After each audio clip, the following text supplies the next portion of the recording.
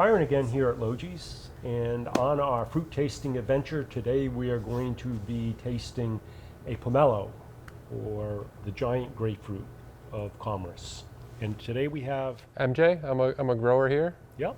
MJ's been with us for quite some time, and he is also an advocate of fruit. So Big time. The pomelo that we have here is a variety called Chandler. This variety actually has a pink flesh to it, much like the pink grapefruit. And by the way, the grapefruit of commerce is actually hybridized off of the pomelo. This actually is seedless, but that is actually due to the fact that we have no pollinators in the greenhouse where we raise this. If it was grown outside, We'd have some seeds. Yeah, right. It'd be really plugged up full of them.